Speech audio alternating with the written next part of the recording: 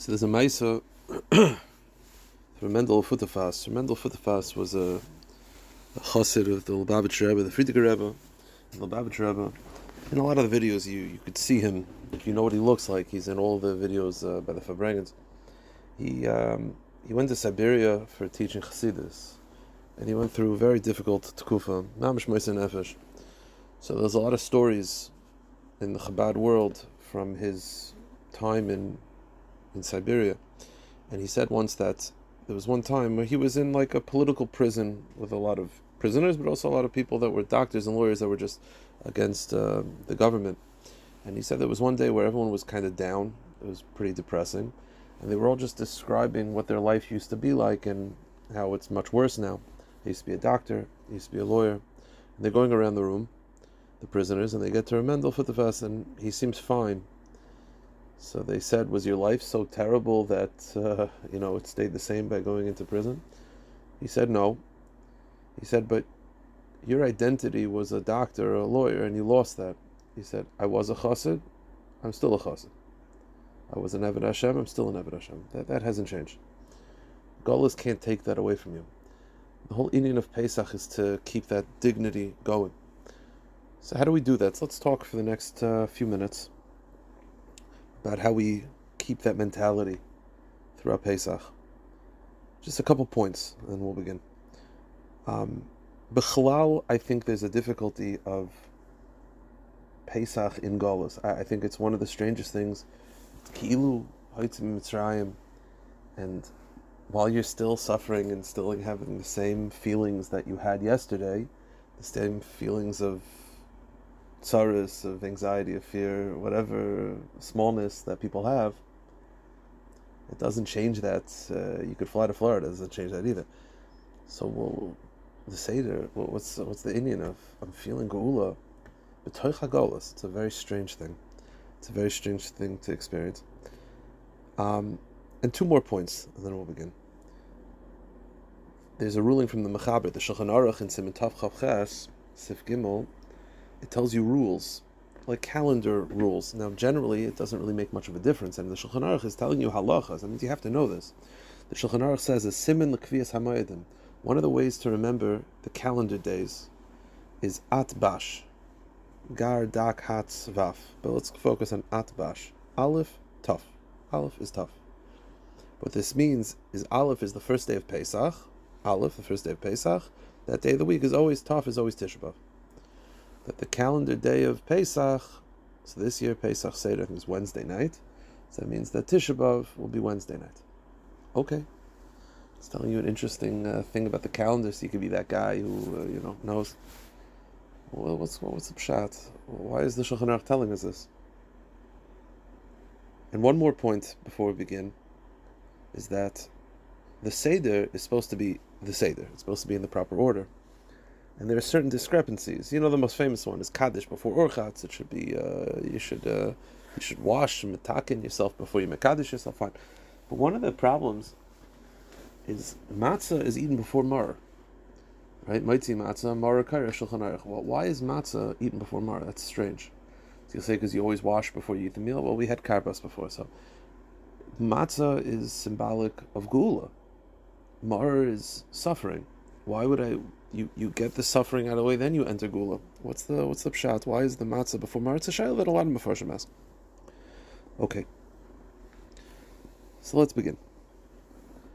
This idea that I want to share with you, the truth is, I think this is one of the earliest Torahs that I ever saw from Rav Wilson, where I fell in love, where I realized this Rav Wilson's kind of different. I gave the shir over early in the early days, the old place, probably 2 or 3 times. I'm hoping people don't remember, and if you remember, it's the Nichazer. No. But it's, I think it's an important message, and I think it encapsulates the entire inyan of Pesach.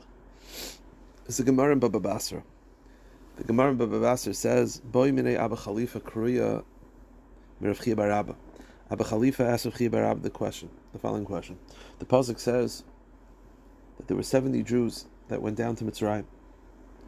Aboy Mitzrayim Mashivim. There's 70 Jews that arrived in Mitzrayim from the house of Yaakov, that began the Golos Mitzrayim. There's 70 Jews. The problem is the pasuk then lists all of them. It's a famous shaila. So Rashi brings it down from this Gemara. The problem is when you do the count, you count it up, it's only 69. It's not 70. So what's going on? So the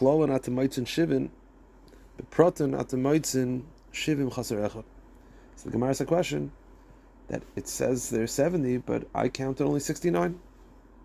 So that was the question they asked Rabbi Rabbi. So Rabbi Rabbi responded the following.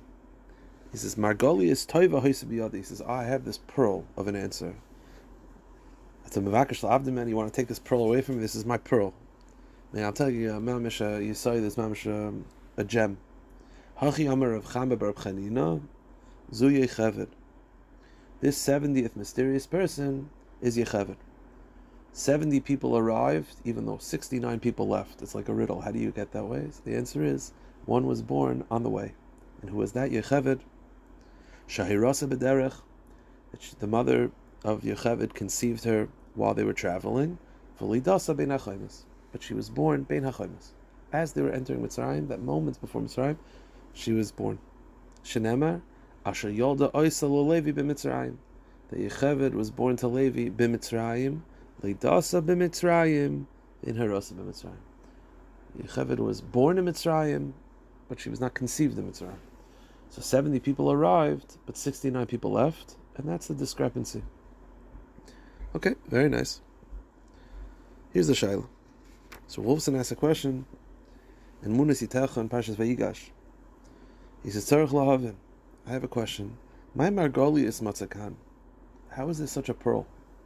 It's very nice, it's clever, but this is more of a pearl than any other Torah that we ever have.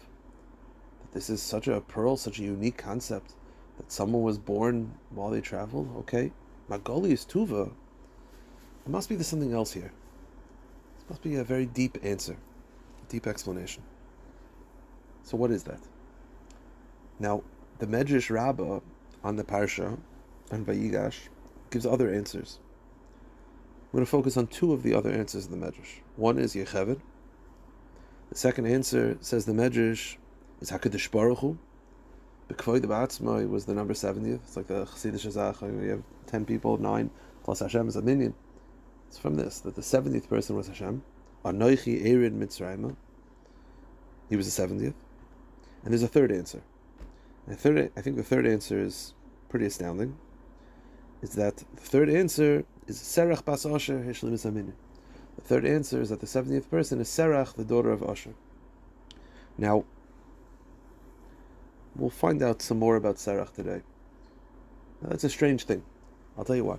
Because Serach bas Asher is already counted. The pasuk already lists her. So now you're saying she's counted twice? And it's Mefarshim asked this question on the Medrash. The Yefei Torah, which is a Pirush on the Medrash, asked this question. And he says that because Serach was so chashiv, shehericha yamim, v'tziva es eva mechayla, v'nichnas l'chayim b'gan Eden, lachen chashuv k'shnayim.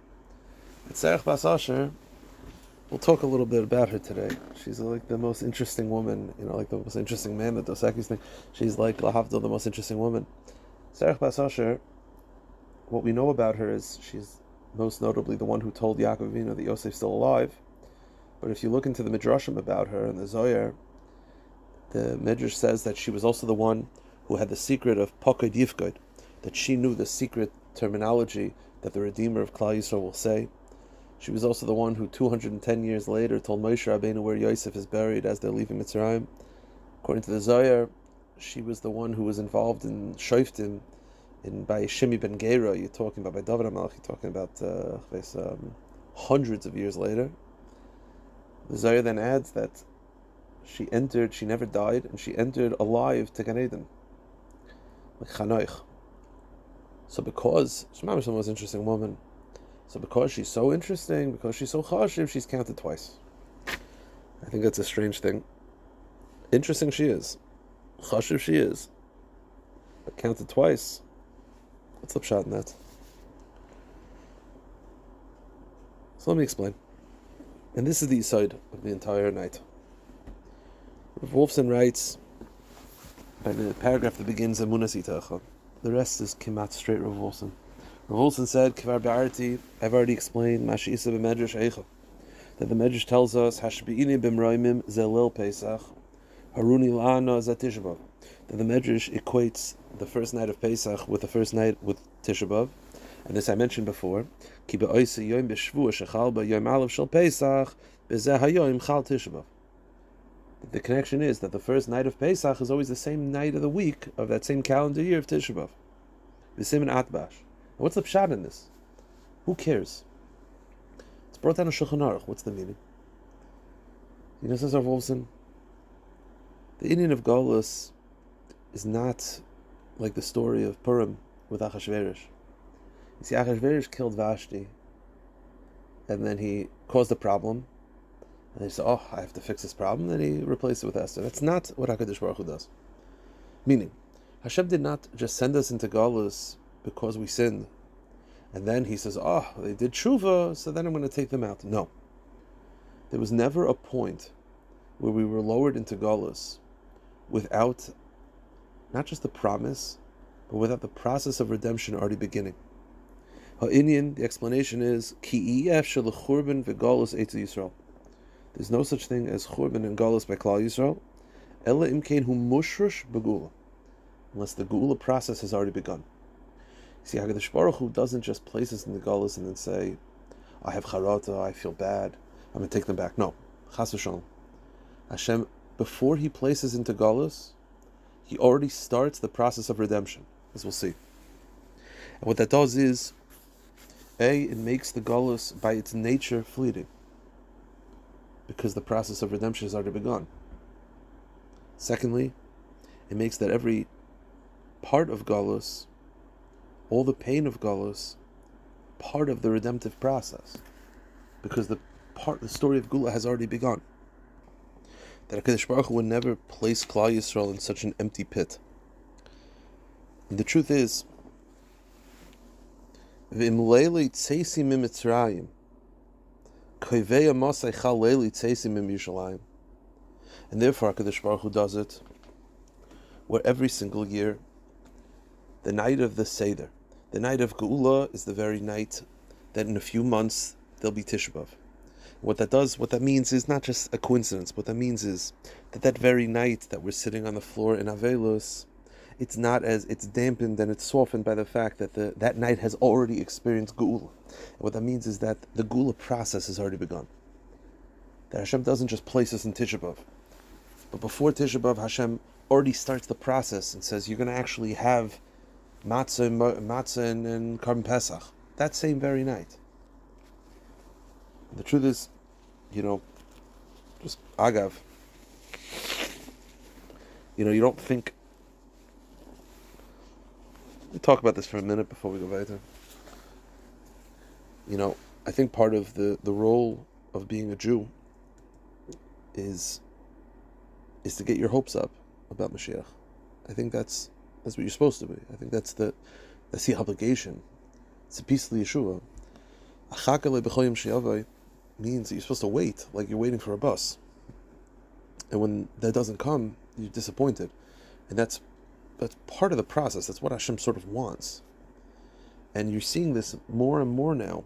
And I've been thinking about it, whether it's a good thing or a bad thing. I think it's a good thing that you're seeing more and more this just desperate hope for Mashiach, where people are looking and grasping for anything. And, even wars, which are historically devastating and scary, there's this hope that's sort of underlying the surface. Like, I don't know if you guys saw, but I've seen it for sure. I've gotten it, I think, from people that are not, like Litzisha, that there's a Bnei Sasser quotes a Zoyar, that the Milchemes HaMolek that will lead to Mashiach begins on Purim and ends Erev Pesach. Ki Yod al Kes Ka, Yod is Yud Daled Nisan. It ends on Yud Daled Nisan, the Mashiach and then the Beis HaMikdash is built that day. That's what the Zohar says. So obviously when this war comes out, that's our hope. And if Lo Yaleinu, it doesn't happen, so I'm going to be disappointed. And the next day I'm going to get up and I'm going to hope again. And if it doesn't happen, be disappointed. And that's life. That's what you're supposed to do. And therefore, whenever I think about like Tisha B'Av this year, I don't actually think it's going to happen. And then Lo Yaleinu, if there is a Tisha B'Av, you get your hopes up. That's life. That's what you're supposed to be. Says Rav Wilson, this coming Tisha B'Av, if Lo Yaleinu, we're still sitting on the floor, you have to remember that very day, a few months prior, we experienced Geula. And that's not a coincidence. That's Hashem beginning the Geula process before the Golus. So too over here he says, Siman hu shagam lil hagala shirasha begula. Ulupsoif yizgala shagam hu hayachon l'gula v'tikun yoyser shalim. That itself is the greatest proof that all of the Golus is a hachana l'gula. It's a hachana, it's a preparation of a tikun yoyser shalim. That all of Golus is part of this redemptive process, and all the suffering is somehow going to be revealed that was creating the kalim for Gula. Now we don't understand how, and no one is saying the suffering is not real, but when Mashiach comes, it'll be revealed how this is all part of that Gula process. It's like the Rav Wilson, I think the last thing he said publicly before he passed away was, it was right after October 7th. This is when the world was really feeling that suffering in a very real way. He said, as painful as this is, he said the very fact that it happened on Simchas Torah means that it will lead to a greater simcha the world has ever seen. He says, when Mashiach comes, it'll be revealed that way. And he says, I don't know how. And he said, I'm not minimizing the terrible suffering that Klal Yisrael went through. And he said, I don't know how. But it's a promise that Hashem would not place just darkness, but the very fact that the darkness came from that foundation of Simchas Torah means that it'll lead to the greatest simcha of all. We should see it with our own eyes very soon. So that's the process. Hashem doesn't just place us in Golus. He starts the Gula process before Golus, to make Golus itself fleeting and to make it part of the redemptive process. And that itself is comforting. And he says, V'chein kan, look at the words of Rav Wolfson, in Teikif b'hikonis Yisrael l'Mitzrayim, bein ha'choymes noldi yechav. Right before they enter Mitzrayim, right before that darkness of Mitzrayim, who's born right before that mysterious 70th person? It's Yocheved, who's the mother of the Redeemers, mother of Moshe and Aaron and Miriam, which means that the redemption, the story of Moshe Rabbeinu, has already begun.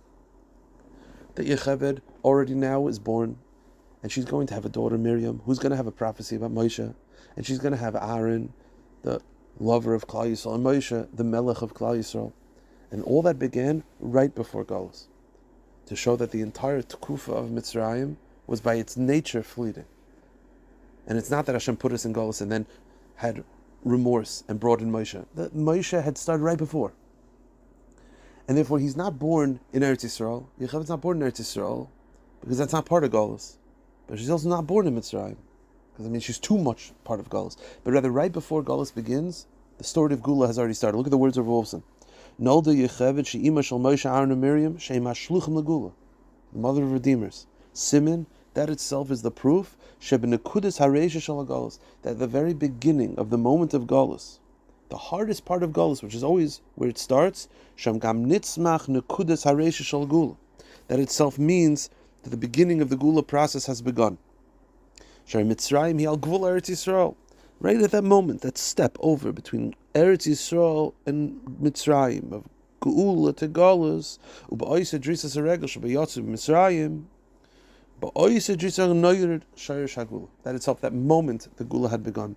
There's a simin muvik, and that's the great sign, shagula hi muchrachas, that the Gula will happen. It's a promise, because it's already begun, it's already started. She'ein hagolus maschil, el imkein maschil biyachad im ha'gula. V'chol toikiv shel davar hu ha'reisha shaloi. Everything is found in the beginning of that story. V'im bereishas hagolus nitzmach reishas ha'gula. Zeh simin she'ein legolus shum toikiv. That means that the golus itself is not a permanent situation. It's not even a real situation. It's fleeting. And that's why Yocheved is born right before the Chaimis. This also explains the second answer from the Medrash. The HaKadosh Baruch Hu b'kvoide ba'atzmai. The HaKadosh Baruch Hu b'kvoide ba'atzmai goes into Golus. Is there any greater beginning of Geula than Hashem's presence itself going down to Galus? Because Hashem's presence will leave. There's no question. Hashem is Shechina being Shaira, Hashem is Kulei Toiv. Toiv going into Galus means that the Galus will not last. The darkness will not last if you bring the greatest light into it. And you have a Chevet also. And by the way, that's why this 70th person, it's not mefurish. It's not explicit. Because it's hard to pinpoint that feeling of hope. That feeling of Geula before the Galus. It's there, but it's not there. You touch it, but don't touch it. You feel it, but you don't feel it. That's your Chevet. And that's HaKadosh Baruch Hu. The question is, what's the third answer? And that's Serach Bas Asher. How do you explain Serach? We'll do a paragraph of Wolfson. This is where Wolfson goes completely to the side in the best way possible. This explanation that Serach Bas Asher was the 70th person. It says Wolfson, Nira Biyurei. Let me explain. But in order to explain this, we have to explain something else. I told you before that Serach Bas Asher is a very interesting woman.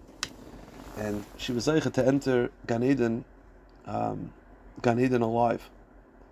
The question is, what's the pshat? What's the pshat that she was zeicha not only to have arichas yamim, but she never died, according to the Medrash? What was so special about Serach? I understand she's very chashiv. There's a lot of chashiv people. So let me explain.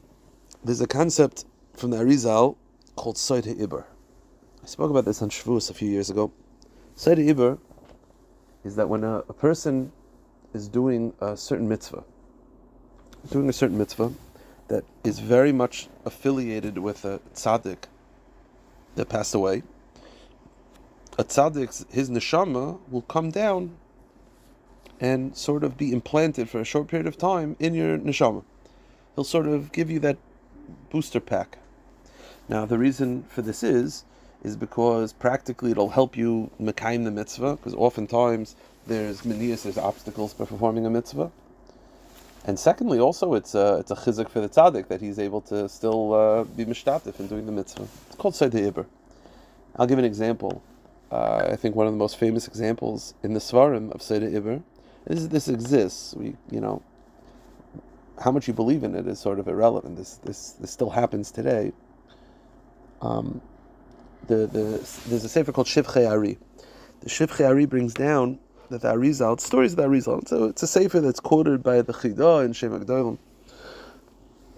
Shivchei Ari brings down that there was one time where the Arizal was sitting with Rav Chaim Vital, and in walked this young Rav.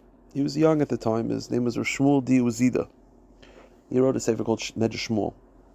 When he walked in, the Arizal stood up for him. He sits him down, shows him a lot of cover, talks to him, and then he leaves.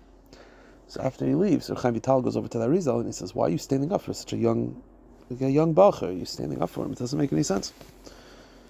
Which is something he never showed that level of cover to Rav Shmuel Di Uzida previously. So the Arizal said, "I wasn't standing up for him. I was standing up for the great Tana of Pinchas ben Yair, whose neshama was hovering above him. That he had the Soid HaIber of Rav Pinchas ben Yair, and he said, I was standing up for Rav Pinchas ben Yair." So, okay. And Rav Chaim Vital says, why was Pinchas ben Yair there? So he said, I don't know. I can tell you he was there. I don't know what mitzvah the Medrash Shmuel did at that day to be zoicha to have a Pinchas ben Yair, but I could assure you he was present. So Rav Chaim Vital runs after Rav Shmuel Di Uzida, and he asks him. He says, "What happened today that the Arizal felt that there was such a change in you?" So he said, "I can tell you what happened." He said, "This is not like He said, "It's not like he had to think about it." He said, "I know exactly what happened." He said, "This morning on my way to shul, I heard whimpering from a house." So he said, "So I went to the house, and I knocked on the door. I said, 'What's going on?' I opened the door and I find a family, and Nebuch, they don't have any clothing. Turns out they were robbed, and the thieves took even their clothing. So the father couldn't even leave the house to ask for help because he mamish had nothing, So Shmuel Zida said, I took off my clothing that I was wearing. He said, I have 2 pairs of clothing. I have a weekday pair and a Shabbos pair. I took off my clothing, gave it to the father, and I said, take care of your family. And he said, I ran home to get dressed. And he said, that's why he said to Chaim Vital, you see, look, I'm wearing my Shabbos clothes. So Chaim Vital went back and told that Rizal. He said, oh, that's the pshat. The Gemara talks about how if Pinchas ben Yair was Isaac in Pidin Shvuyim. Pidin Shvuyim is helping someone who's mamish helpless. And he says that level of Mesiras Nefesh for an Ani is mamish something that Pinchas ben Yair was very connected to, and that therefore he was Zeichet to have Seide Iber. Such a concept of Seide Iber. So it says Rav Wolfson, Akdim Asheisa b'Sefer Ma'areinayim, Parshas Vayetze b'Svar Macherim, Hakdamu for Semes. The Sefer Ma'areinayim in Parshas Vayetze says like this: Ki mi shemevase b'Sura Toiva, that if someone says good news to another Jew, mislabish by bechina shel Eliyahu Hanavi, the mitzvah that will bring down the soul of Eliyahu Hanavi to join you is saying good news. You see, the role of Eliyahu Hanavi is he's going to be the one who tells Klal Yisrael Mashiach is coming. That means that his whole inyan is to be mevaser toiv, the mevaser toiv, the sayer of good news. And therefore, if you say good news to another Jew, that itself brings in a small piece of Eliyahu Hanavi into your life. And he adds a line, and he says, Eliyahu pokid al kol besuras toivas. Eliyahu Hanavi is in charge of saying all good news. You can't say good news to another Jew unless you connect to Eliyahu Hanavi. Which, by the way, just agav is the importance of sharing good news with other people and not being the person who says, oh, you heard what happened in Israel, you heard what happened this. Mamish the opposite of Eliyahu Hanavi. It's saying, let's go by saying negative news, the opposite of the Ratzon Hashem. So he says like this, Eliyahu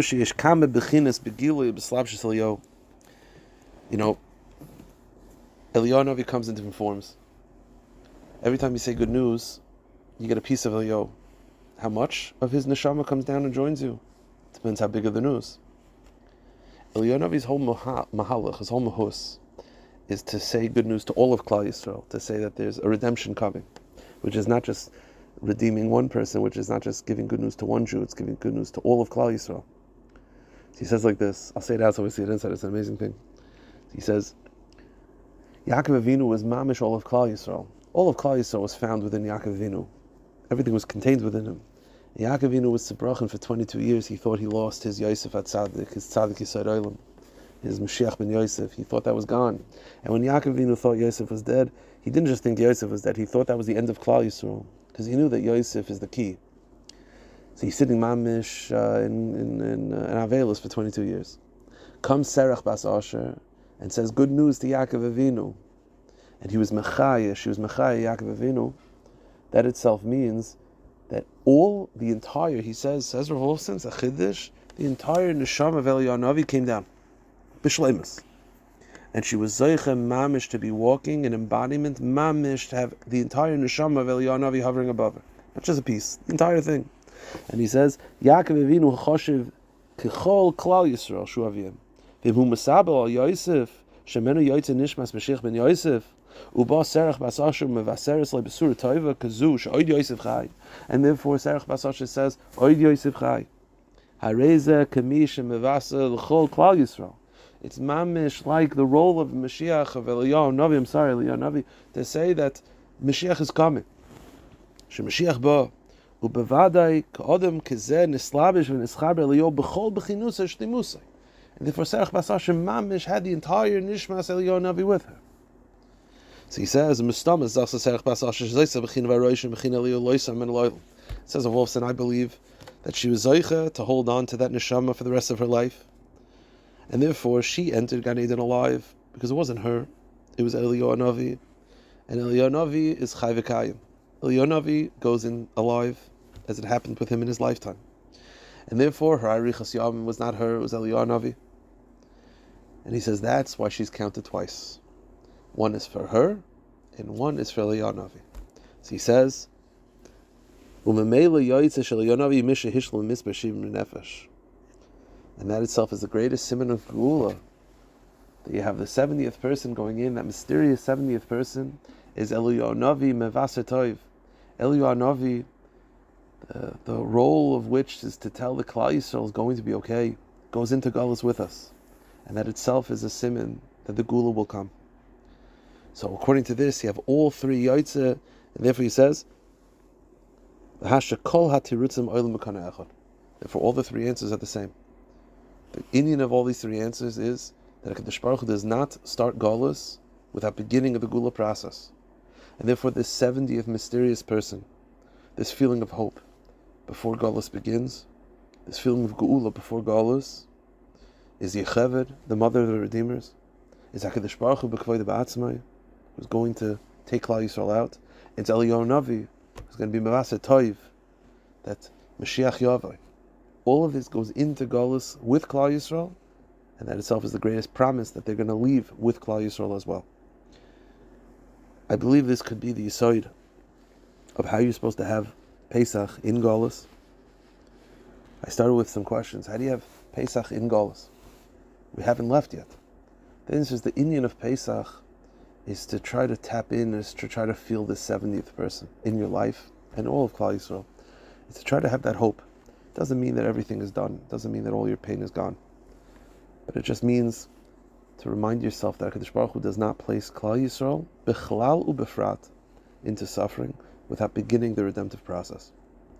And the night of the Seder, if you're sensitive, you could sit and feel that 70th person. You could feel that hope. Hope that just comes, that it's going to be okay. That's the 70th person. That's Eliyahu Navi Mevaseh Toiv. That HaKadosh Baruch Hu Ani V'Lei Malach. That's Yecheved, the mother of the Redeemers of Klal Yisrael.